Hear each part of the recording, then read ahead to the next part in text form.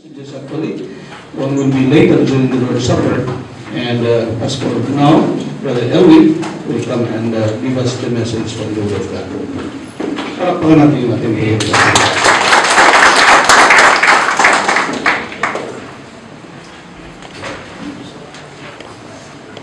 Good evening, church. Okay, so I've been here in the pulpit many times, but still, every time I stand here and deliver a message to you, di pa rin mawala yung kaba ko. It's a biyaya na lang ng Panginoon. Tonight, we're going to have our Lord's Supper, and I try my best to connect this message to our Lord's Supper tonight. Okay, without any further ado, may I ask everyone to please stand up and open your Bibles on 2 Corinthians chapter 13, verse 5. 2 Corinthians chapter 13, verse 5. Are you there? Amen. 2 Corinthians chapter 13, verse 5. Let's read. Examine yourself, whether ye be in faith, prove your own self, know ye not your own self, how that Jesus Christ is in you, except ye be reprobates. Let us pray. Dear Heavenly Precious God, we thank you, we give you praise, we give you honor and glory for tonight. We thank you, God, sa message for this that we're going to be delivered tonight. Dear Holy Spirit, may you guide us and each and every one to open their hearts to receive thy word. All this we pray in Jesus' mighty name. Amen. Let's all please be seated.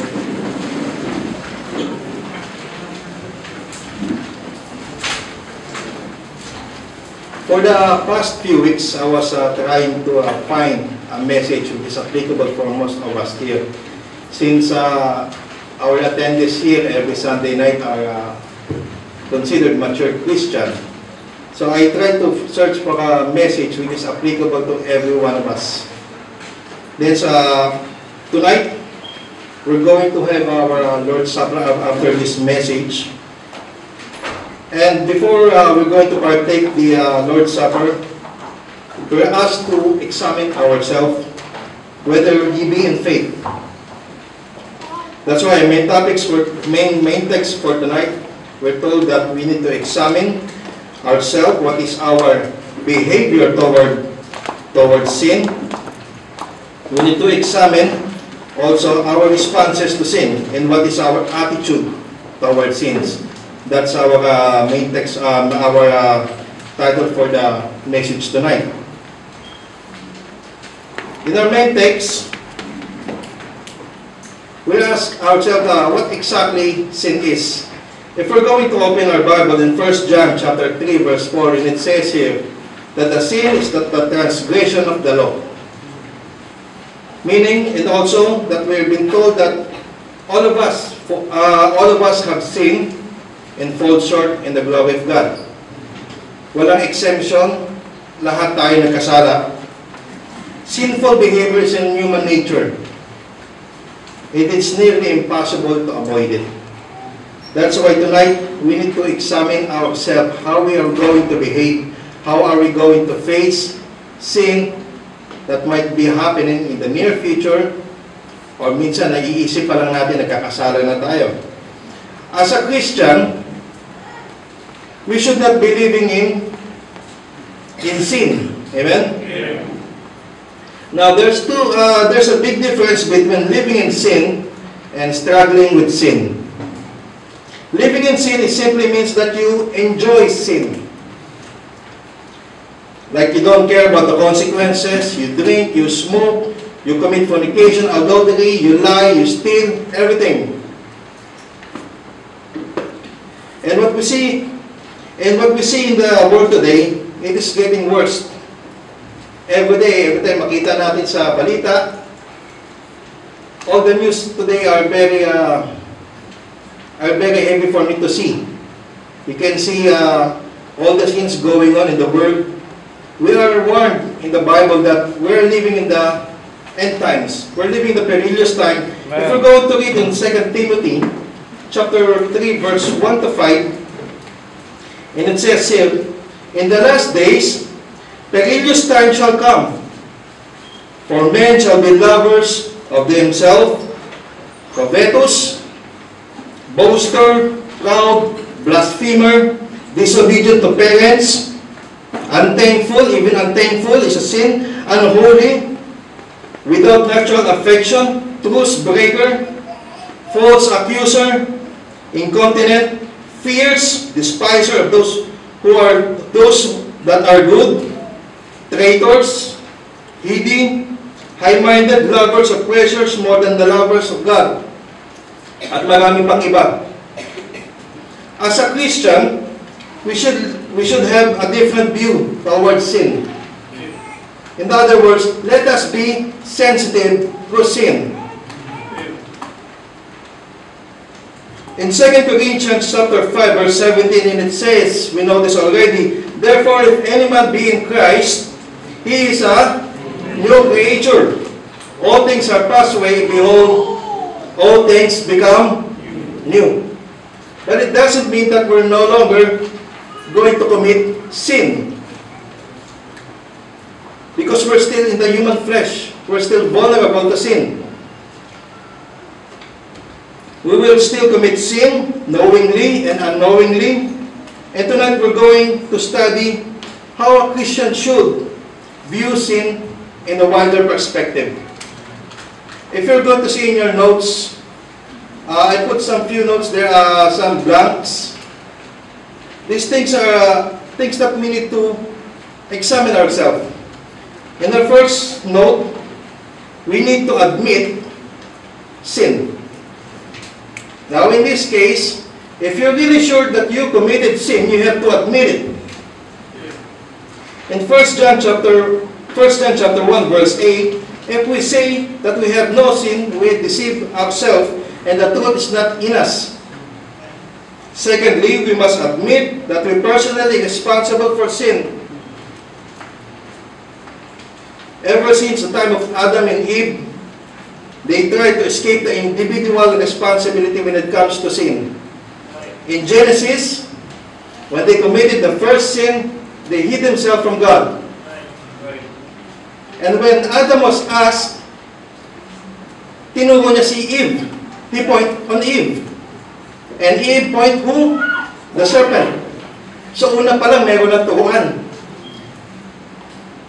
Even in the book of Exodus, in the time of when they received the Ten Commandments, when Aaron built the golden calf, and then he blamed the people. Sinong gumawa ng calf? Golden calf. Siya din eh. And then he blamed the people. Even in 1 Samuel, Saul blames the people. May mga pinag-utos sa kanya si Samuel, and then he blamed the people kahit siya yung nag-utos. This problem is a common problem in our world today. And it's happening also in our house. Blaming one another. Even in the offices. We encounter this many, many times. People are wasting their time, their energy, pointing fingers to one another rather than solving the problem itself. Ito yung mga bagay na nakakalungkot minsan sa buhay Kristiyano. If we really admit, if we really commit sin, then we need to admit it. Amen. Walang problema kung admitin mo. Sinabi nga in 1 John chapter 1 verse 9, if we confess our sin, He is faithful and just to forgive our sin. Amen. And to cleanse us from all unrighteousness. Isn't that hard to do? If this happened, this dilemma happened to our house, to our home, if we made a mistake, why don't we just admit it? We're vulnerable to sin. In office, in work, we need to be honest. If we made a mistake, admit it. Amen. I don't think it's not going to lose your job. They might consider you because of your being honest. Dearly beloved, we just don't need, admitting is not just the only thing. Secondly, we need to hate sin. Hate is an intense or passionate dislike of something. In this case, it is sin. It's a passionate dislike of something. We should avoid things we hate. Is there anyone here in this room who wants to bring home a can of worm in your house? Does anyone here who want to eat a spoiled food? Wala, di ba? Does anyone here who wants that? No. We don't usually eat food we dislike. When was the last time you eat the food that you don't like? Maybe you cannot remember. Or someone might just forced you. God hates sin. And we know all that. If we're going to read the scripture, we can see over and over again that God hated sin. Amen. If we're going to read on Proverbs chapter 6, from 16 to 19, we read from that verse that there are 6 things that God, Lord, hate. And ye 7 are abomination unto Him. We're not going to tackle one by one here, but let me read you some of the verses here. A proud look. A proud look. A lying tongue. Maybe this time we need to examine ourselves. Are we one of these enumerated sins that God enumerate here? Hands that shed innocent blood, a heart that devised wicked imagination, feet that be swift in running into mischief, a false witness that speaketh lies. Gossip, in other words. And he that soweth discord among brethren. Gumagawa ng kasiraan in between sa mga kapatiran. Number 3, sin stirred Jesus' soul with righteous indignation. If we're going to read in the passage in Mark chapter 3, and it says here, when we see that Jesus was moved with anger against the hardened heart of the Pharisees. We can see many times in the New Testament that Pharisees keep on stepping on Jesus Christ and all the things that He have done. And over again, He reproved them. Jesus hated iniquity according to Hebrews chapter 1 verse 9. And we know this already. Because God, Jesus Christ, hates sin. When you say this righteous indignation, some of us say, well, I don't believe God's righteous indignation. Some of people might say that. Because I know Jesus Christ, when we said God, God is love. Therefore, if God loves, God hates. Let me give you an example. If you heard some news on the internet or in the TV, that there are 5 years old children being abducted, and for the last 20 years she's been abused, molested, starved, and then one time she was rescued, and then you see this on the news. What are you going to feel? You will feel yourself with hatred. What's going on in this world? Anong kasuklam-suklam na bagay ito? How much more the God who created all things, which is filled with righteous indignation. We must hate sin. Remember, we must hate sin, but love the sinner. Amen. In this time today, we can see all these things going on in the news, LGBT stuff, third sex, and some other idolatries, other sinners. We can see this. Ano ba dapat approach natin? What our approach should be to them? Are we going to avoid them? Or are we going to win their hearts to God? Amen. If we're going to read the passage in Matthew chapter 9, verse 11, I'm going to read here. And when the Pharisees saw it, and they said unto his disciple, why eateth your master with publican and sinner? During that time, publican and sinner is the worst thing you can be. Sa mga panahon ngayon, mga salbahe, mga makakasalanan. But in Luke 19, chapter 10, anong rason? For the Son of Man came to seek and save which is lost. Dearly beloved, hindi lang tayo dapat ay makikipagsalamuha sa bawat Kristiyano, but also to the lost. Amen. Not because of their sin.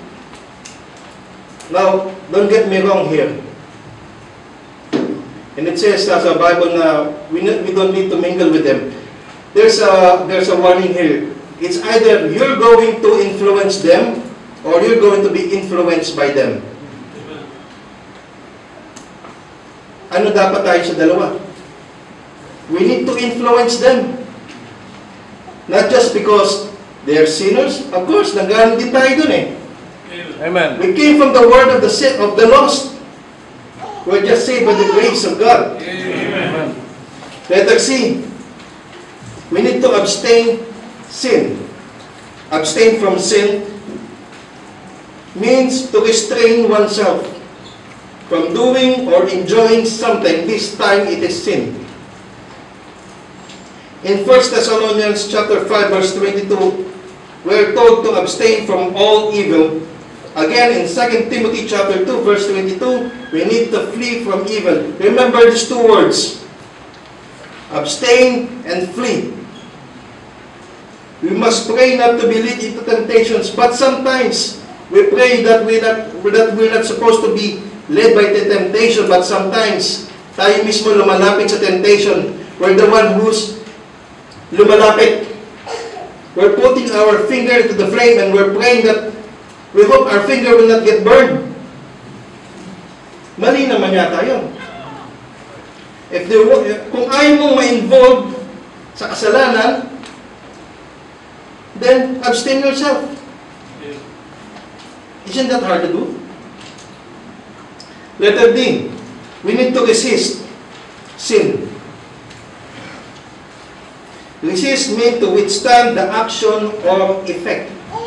I have this watch here. And I notice it is a 100 meter. I can throw this underwater for 100 meter. And beyond that, this thing will be broken. Resist means to withstand the pressure. See, as a Christian, we need to resist sin. We need to resist the pressure. Now if we're going to read the passage in 1 Peter chapter 5, verse 8 to 9, and it says here, we need to be sober, be vigilant. Sober means to be serious-minded. If you're going through a deeper water, expect heavy pressure. Pag nasa Pilipinas tayo, expect heavy pressure. Malayo tayo sa simbahan. And then expect the people that around us who are non-believer, expect the pressure from them. Expect something that they will try to derail you from your faith. Let's be vigilant. Means keeping a careful watch for a possible danger or difficulties. And it says here, when you resist the devil, he will flee from you. He will flee from you. He will not waste your time. He will not waste his time for you. Madami pa siyang pagkakabalahan.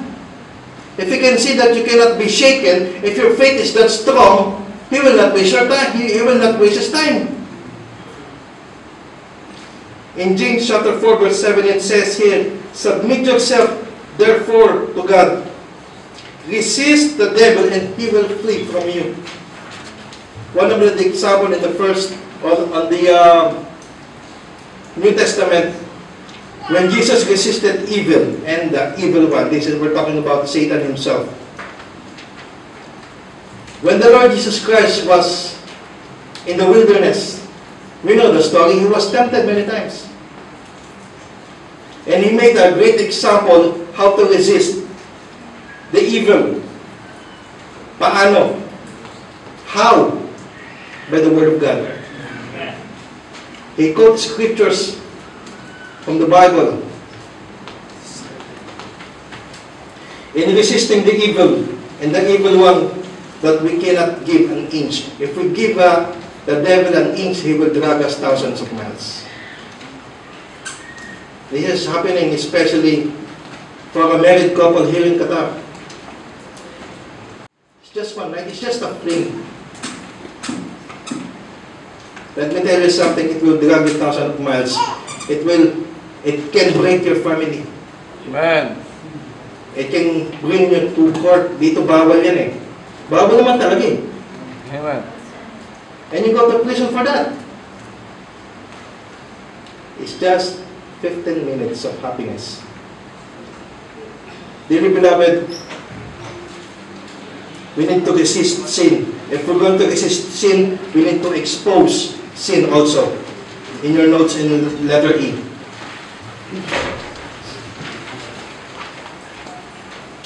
God condemns sin. And you know this. It's been repeated in the Bible from Old Testament to the New Testament.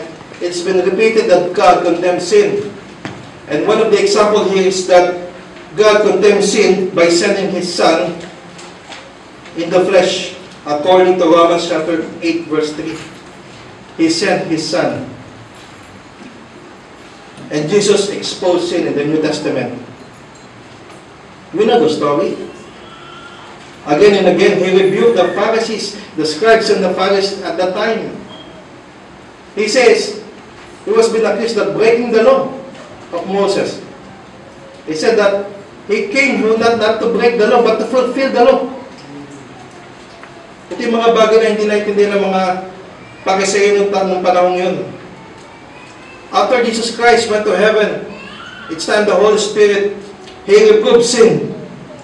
As Jesus promised in John chapter 16, verse 7 to 8, that the Holy Spirit will rebuke from sin. And we'll see the story on the life of the apostles, on the book of Acts, on chapter 2. We can see the day of Pentecost, when they reproved, when they preached the Word of God. The apostle denounced sin. Even John the Baptist. Paul did and Peter did. It's in your notes. You can read it in your own time. And now, we're living in the church age. Gospel preachers are also to rebuke sins. In 2 Timothy chapter 4, verse 1 to 2, charge thee therefore before God and the Lord Jesus Christ, who shall judge the quick and the dead, and the appearing and His kingdom. Preach the word. Be instant in season and out of season. Reprove, rebuke, exhort with long suffering and doctrine. And also in Titus chapter 1 verse 13, you can read it in your time. Sin must be condemned in the pulpit. Many religious organizations this time, they never preach sin or rebuke sin in the pulpit. Heard about prosperity gospels? I heard one. They never mentioned sin. All they have to do is how to be happy to be a Christian. Being Christians wasn't easy. You need to carry your cross. Amen. You need to carry your cross. Some teachers today, some preachers also don't condemn sin.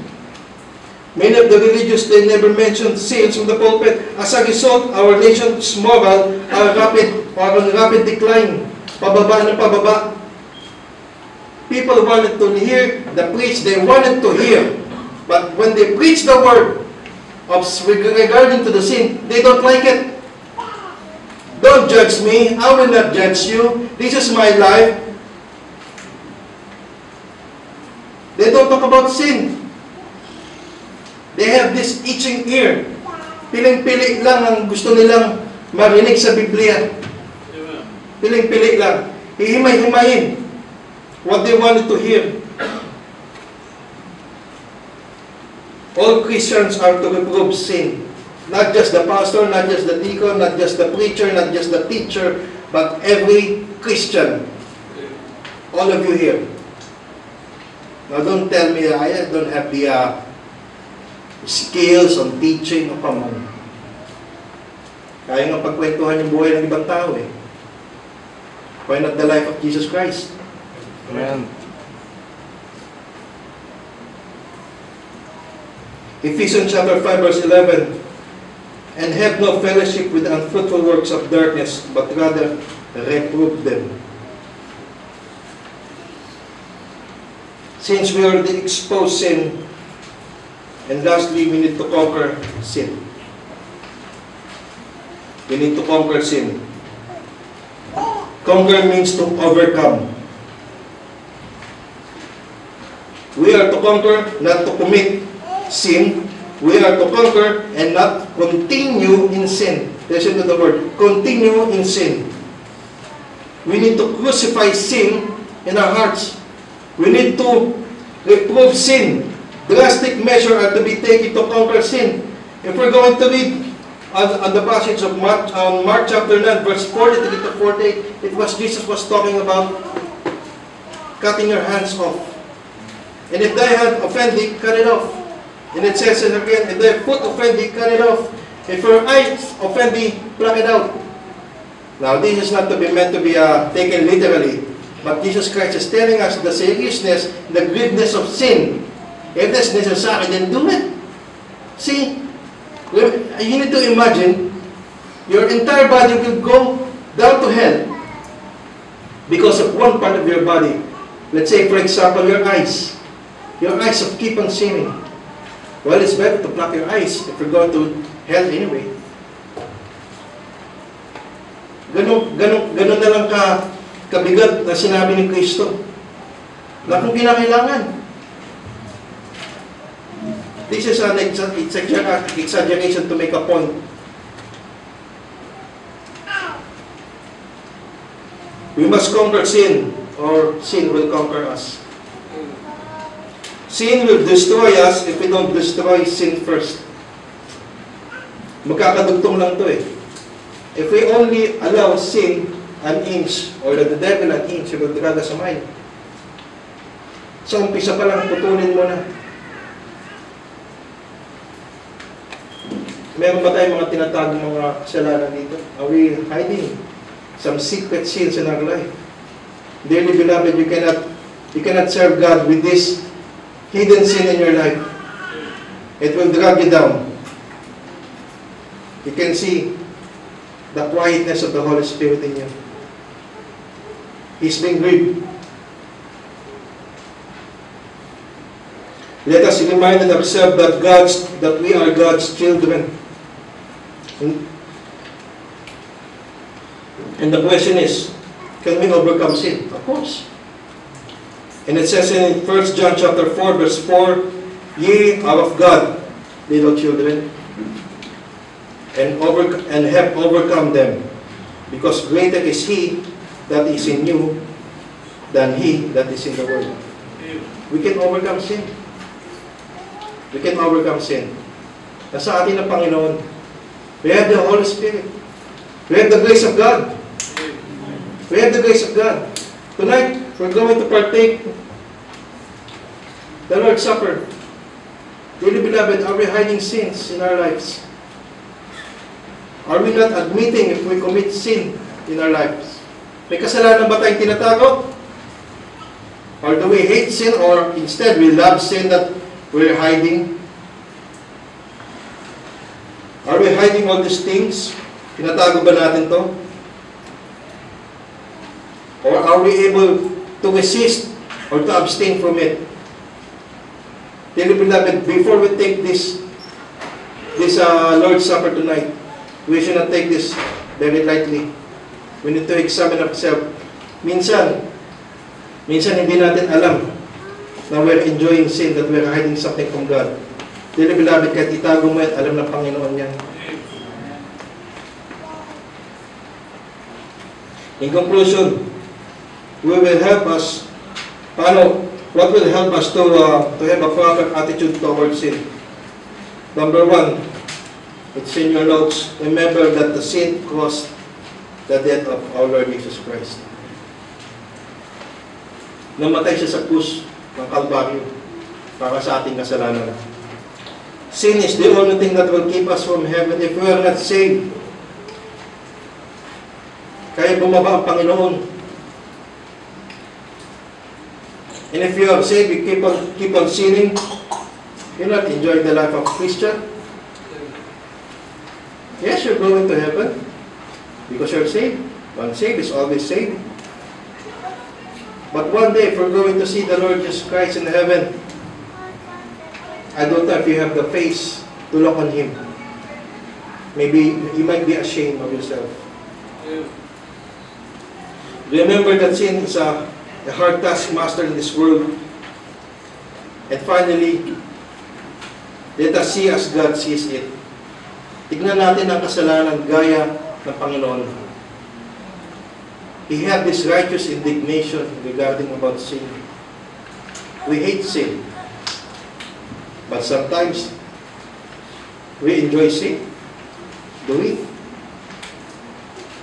Sometimes we commit sin by just thinking.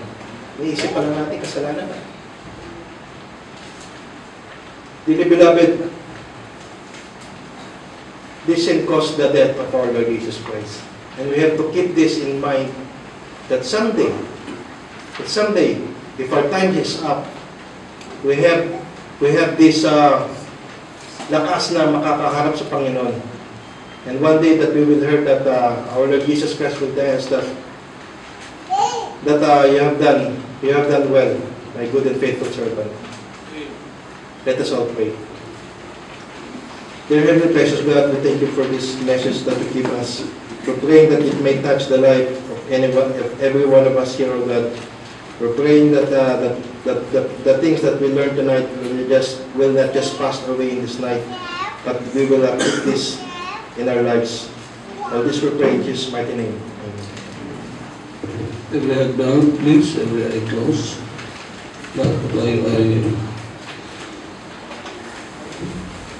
Magsiyoko ng ating mga ulo. Itikit natin ating mga mata. Oftentimes, the messages that will help us the most are the ones that hurts us the most. And when a preacher preaches about sin, it's a message that, gets all of us. Because although we are saved, the old sinful nature is still present in us. Hindi naman natin ginagamit yan bilang excuse, but it's a reality. Well, every head are bowed and eyes are closed, no one is looking tonight. I wonder if God spoke to your heart, if the Holy Spirit spoke to your heart tonight, like He did mine. The Lord knows our heart. We have a gracious God.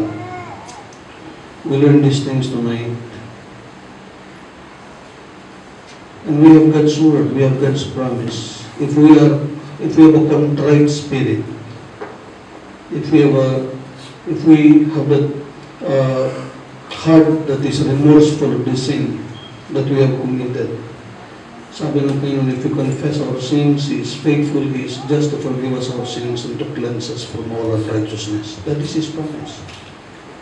We'll have head bowed and eyes are closed, no one is looking. We'll say tonight, Pastor, please pray for me. God spoke to my heart tonight. I am raising my hand. Will you raise your hand along with mine? God bless you. God bless you. That's good. That's good.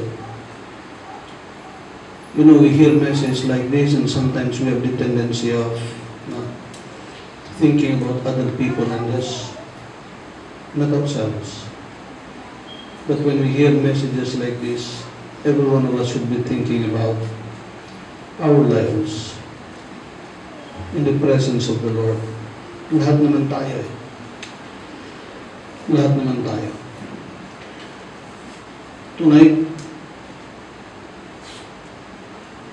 before we partake of the Lord's Supper, why don't we, if God spoke to our hearts, why don't we deal with that sin that is in our heart? After I pray, Brother Gemma will play the piano softly.